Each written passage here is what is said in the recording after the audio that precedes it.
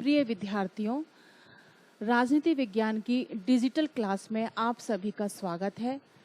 सभी को राजनीति विज्ञान जो हमारा शास्त्री द्वितीय वर्ष में पेपर चलता है, भारतीय राजनीति का तुलनात्मक परिप्रेक्ष्य, ये बीबी तायल की पुस्तक है और इसके जो पब्लिशर हैं वो सुल्तान एंड चंद पब्लिशर हैं और दिल्ली में इसका पब्लिशर है।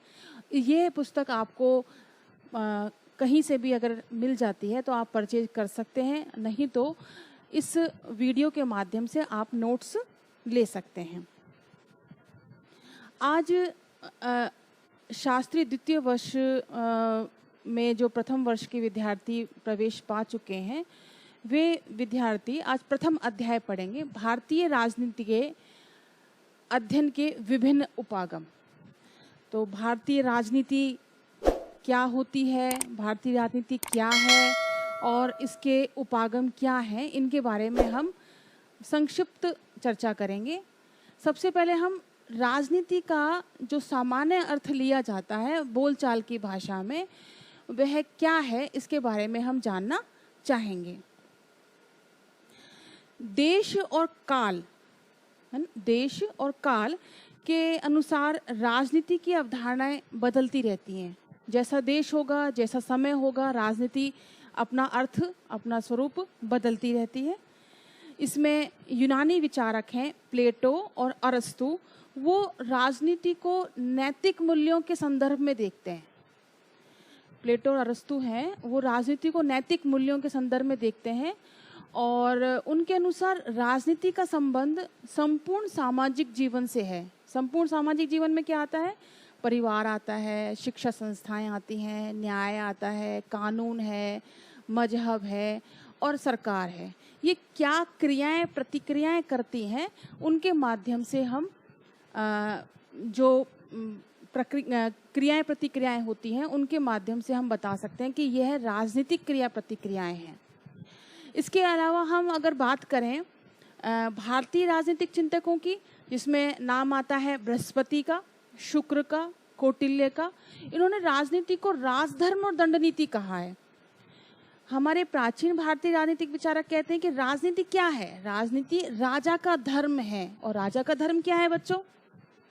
राजा का धर्म है प्रजा में शांति बनाए रखना, प्रजा की सुख सुविधाओं का ध्यान रखना, प्रजा के विकास के लिए कार्य करना, प्रजा में किसी भी प्रकार की दयनीयता नहीं आए, प्रजा में हर व्यक्ति को, चाहे वह व्यक्ति अमीर हो, गरीब हो, सभी के लिए सभी तरह की सुख सुविधाएं और जो जरूरत की जो आवश्यक वस्तुएं हैं वह उन्हें उपलब्ध कराए। ये राजा का धर्म है।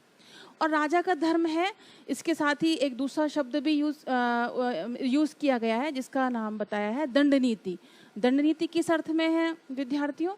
कौटिल्य कहता है कि जो राज्य में अपराधी वर्ग है, उस अपराधी वर्ग को उचित दंड देना ही राजनीति है। तो इस अर्थ में दंडनीति बताया गया है।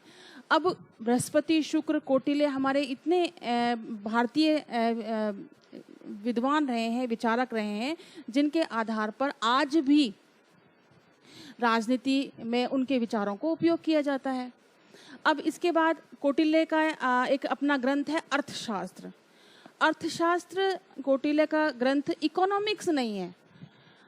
कौटिल्य का जो अर्थशास्त्र है वह इकोनॉमिक्स न होकर अर्थशास्त्र राजनीति से संबंधित है। उस अर्थशास्त्र में जितना भी उसने इसके बारे में जितना भी अर्थशास्त्र के अंतर्गत लेखन कार्य किया है, जो भी उसने विचार बताए हैं, वह राजनीति के अर्थ को लिए हुए। तो वे राजनीति का अर्थ क्या, किस प्रकार से लेते हैं? वो राजनीति का अर्थ लेते हैं नैतिकता से और व्यवहारवाद से। अर्थात कौटिल्य का समस्त राजनीतिक चिंतन जो अर्थशास्त्र में लिया गया है, वह सारा का सारा व्यवहारवाद पे, मतलब अनुभववाद पे आधारित है, नैतिकता पर आधारित है कि हमारा नैतिकता क्या होती है, कि हमारा धर्म क्या है, राजा का धर्म क्या है, राज्य में जो मंत्री हैं उनका धर्म क्या है, प्रजा का धर्म क्या है, इन सभी के बारे में, और दंड व्यवस्था, इन सभी के बारे में विस्तृत चर्चा की गई है। तो सामान्य अर्थ में हमने क्या समझा? सामान्य अर्थ में हमने ये समझा कि राजनीति क्या है। राजनीति नैतिक मूल्यों का अध्ययन बताया गया है, राजनीति व्यवहारवाद बताया गया है, व्यवहारिक अध्ययन बताया गया है, और राजनीति क्या बताया गया है बच्चों? परिवार, शिक्षण संस्थाएं, न्याय, कानून, मजहब, मजहब यानी धर्म, और सरकार, इनके मध्य जो क्रिया प्रतिक्रियाएं होती हैं वे सब किस में आती हैं बच्चों? वो सब राजनीति के अंतर्गत आती हैं। तो इसलिए भारतीय राजनीति के अंतर्गत हमें राजनीति शब्द को सबसे पहले समझना आवश्यक है। इसके बाद हम जाते हैं आधुनिक विचारक। आधुनिक विचारक राजनीति को क्या समझते हैं? वो कहते हैं कि राजनीति क्या है? एक व्यापक सामाजिक प्रक्रिया है, व्यापक, जिसमें परिवार संस्थाएं भी आ जाती हैं, और राजनीति के अंतर्गत सरकार और सरकार के जितने भी विभिन्न अंग हैं उन सब की क्रिया प्रतिक्रियाएं, कानून व्यवस्था, न्याय, सभी चीजें इसमें आ जाती हैं। कुछ विचारक राजनीति को विभिन्न समुदायों या वर्गों के बीच तालमेल बिठाने का साधन भी कहते हैं कि अगर दो समुदायों के बीच में किसी प्रकार विवाद हो जाता है, उस विवाद में तालमेल बिठाना, अर्थात उन दोनों समुदायों में समाधान निकालना ही क्या है? राजनीति है। अब अगली बात आती है कि सामान्य अर्थ में क्या लेते हैं? सामान्य अर्थ में सामान्यतः राजनीतिक व्यवस्था के दो लक्ष्य रहे। क्या रहे हैं? शांति और न्याय। अगर राज्य में शांति बनी रहेगी तो न्याय भी बना रहेगा, और राज्य अन्यायी होगा, है ना, राज्य में अन्याय होगा, स्वतंत्रता नहीं होगी, समानता नहीं होगी, तो शांति कैसे बनी रह सकती है? इसलिए राजनीतिक व्यवस्था में क्या चीजें आ गई बच्चों? दो, शांति और न्याय। अर्थात एक आदर्श व्यवस्था वह है जिसमें न्यायोचित उपायों द्वारा शांति स्थापित करने का प्रयास रहता है। न्यायोचित उपायों द्वारा, न्यायोचित मतलब कि न्यायोचित उपायों में क्या आ गया कि वे व्यवस्थाएं जो सरकार के द्वारा उपलब्ध कराई गई हैं जनता में, प्रजा में, अगर हम उनका उचित पालन करते हैं तो निश्चित रूप से शांति बनी रह सकती है। अब नेक्स्ट अगर हम देखें तो न्याय की परिधि में स्वाभाविक रूप से तीन तत्व आते हैं। कितने तत्व आते हैं? स्वतंत्रता, समानता और बंधुता। स्वतंत्रता, सभी व्यक्ति स्वतंत्र हैं।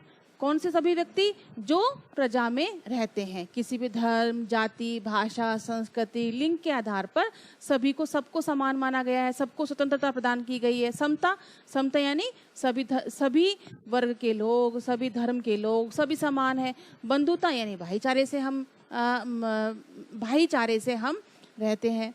तो अगर हम ये सभी चीजें प्रजा के अंदर, राज्य के अंदर स्वतंत्रता, समानता, बंधुता, इन तीनों को लेकर के चलते हैं तो न्याय की परिधि में हम रहते हैं। न्याय की परिधि में अगर हम रहेंगे, न्यायशील अगर राज्य होगा तो वह क्या हो जाएगा? वह राजनीति के अंतर्गत ही आएगा। समझ में आया बच्चों कि राजनीति क्या होती है?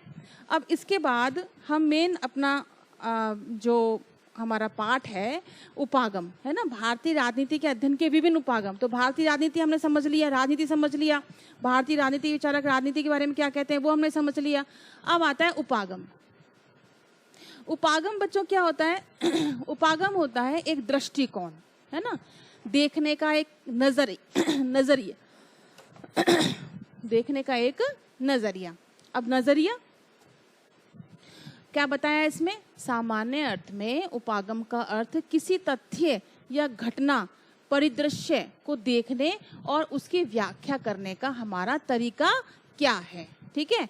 और दूसरा क्या बताया इसमें? उपागम और अध्ययन पद्धति, है ना। उपागम क्या होता है? दृष्टिकोण, है ना, दृष्टिकोण यानी किसी चीज को देखने का तरीका। अब इसके बाद अध्ययन पद्धति आती है। अध्ययन पद्धति क्या होती है कि हमने किस मेथड को लेकर के हमने उस घटना को देखा है, तो वो एक दूसरे के पर्याय नहीं है। क्या है? दोनों कैसे हैं? समानार्थक शब्द हैं, पर्याय नहीं है, ये एक दूसरे के पर्याय नहीं है। दोनों का अर्थ कैसा निकलता है? समान ही निकलता है। अब उपागम एक ज्यादा व्यापक संज्ञा है ना। व्यापक संज्ञा मतलब इस उपागम के अंतर्गत बहुत सारा, मतलब अध्ययन सामग्री भी शामिल है इसके अंतर्गत, दृष्टिकोण भी शामिल है। तो इन सभी को लेकर के एक उपागम बताया गया है। अब इसमें क्या आता है कि ज्यादा व्यापक संज्ञा है। क्यों? क्योंकि इसके अंतर्गत अध्ययन सामग्री का चयन, अध्ययन का तरीका, तथ्यों की व्याख्या, ये तीनों बातें शामिल की गई हैं। अध्ययन पद्धति का क्षेत्र तो सिर्फ ज्ञान अर्जन तक ही सीमित होता है। अध्ययन पद्धति का क्षेत्र मतलब जैसे इसमें बताया है ना, उपागम और अध्ययन पद्धति पूरक नहीं है, समानार्थक है। तो उपागम में ये सब चीजें आ गई, क्या क्या आ गई, सामग्री आ गई, अध्ययन सामग्री आ गई, है ना, और इसका तरीका आ गया, तथ्यों की व्याख्या आ गई। लेकिन अध्ययन पद्धति में क्या आया, मात्र सिर्फ वह क्षेत्र आया जिसका हमें ज्ञान का अर्जन करना है। किसके माध्यम से करना है बच्चों, अध्ययन पद्धति। अर्थात अध्ययन पद्धति का क्या मतलब हुआ, उपागम, मतलब दृष्टिकोण के आधार पर क्या दृष्टिकोण लेकर के हम चलते हैं। अब यदि अगर हम उदाहरण लें कि हम उपागम को समझें कैसे, अब समझने के लिए हम ये देखते हैं कि व्याख्या करने का हमारा तरीका क्या है। अब जितने लोग होते हैं, कहते हैं ना, हम सुनते आए हैं, हमारे घर में, घर परिवार में सब लोग ही कहते हैं, जितने लोग उतनी बातें। अब किसी भी घटना को, किसी भी राजनीतिक घटना को एक व्यक्ति अलग तरीके से देखता है, दूसरा व्यक्ति अलग तरीके से देखता है, तीसरा व्यक्ति अलग तरीके से देखता है। वो अलग तरीके से देखना, है ना, मतलब दृष्टिकोण, हमारा देखने का नजरिया, वो उपागम है। अब हमने उसमें क्या शामिल किया है, कौन से मेथड हमने शामिल किया है, मतलब कौन सी हमने अध्ययन पद्धति को शामिल किया है उस घटना को देखने के लिए, तो वो क्या कहलाया, उपागम कहलाया। समझ में आया बच्चों, मतलब देखने का तरीका क्या है हमारा। अब इसमें अगर हम उदाहरण लें, जब हम इस तरह के प्रश्न उठाते हैं कि भारतीय लोकतंत्र का स्वरूप क्या होगा, अगर हम ये कहें कि लोकतंत्र का स्वरूप क्या है, तो स्वरूप क्या है मतलब कि वह एक सफल लोकतंत्र की श्रेणी में रखा गया है। अब लोकतंत्र के बारे में सब लोग अपना अपना नजरिया देखते हैं। लोकतंत्र क्या है, लोगों का तंत्र है। लोकतंत्र कहते हैं लोग कि लोगों का तंत्र है, जनता का तंत्र है, जनता जो चाहेगी वो होगा। क्या वास्तव में ऐसा होता है? कुछ लोग कहते हैं क्या वास्तव में ऐसा होता है? क्या हम जो चाहते हैं वो हो पाता है? नहीं हो पाता। या कुछ कहते हैं नहीं होता है, हमारे माध्यम से ही तो सरकार बन के गई है। तो लोकतंत्र की व्याख्या सब लोग अलग अलग तरीके से कहते हैं। अब सरकार ने या हमारी कानून व्यवस्था ने, न्यायपालिका ने किसी भी प्रकार की कानून व्यवस्था बनाई है तो उसके बारे में भी जनता में चर्चा होती है, तो उस चर्चा में भी अलग अलग नजरिया होता है सभी का। तो कहने का तात्पर्य यह है कि उपागम क्या है, उपागम क्या हुआ, सभी का देखने का नजरिया, घटना का, परिदृश्य का, कोई भी घटना घटती है तो सब उसके अलग अलग अनुमान ही लगाते हैं और उन अनुमानों का, उन जो कहे गए कथन है, उनका सार ही क्या हो जाता है, निष्कर्ष निकलता है। और उसी निष्कर्ष से फिर वापस से एक कानून प्रक्रिया शुरू हो जाती है। कोई ना कोई फिर वही किसी प्रकार की फिर कानून बनेगा, न्याय होगा, या कोई अपराधी प्रवृत्ति के लोग होते हैं तो उसमें फिर न्याय की व्यवस्था, न्याय की बातें आती हैं। तो हर तरह से ये जो सारी क्रियाएं, प्रतिक्रियाएं जो समाज में होती हैं, उन सभी को देखने का हर एक व्यक्ति, हर एक जन का अपना अपना तरीका होता है। उसी को ही उपागम कहा गया है। समझ में आया बच्चों? अब हम अगले वीडियो में हम यह जानने का प्रयास करेंगे कि उपागम जो है वो कितने प्रकार का होता है और कितने प्रकार का होता है और उसे किन किन विद्वानों ने किस किस प्रकार से उसको उपयोग में लाया है।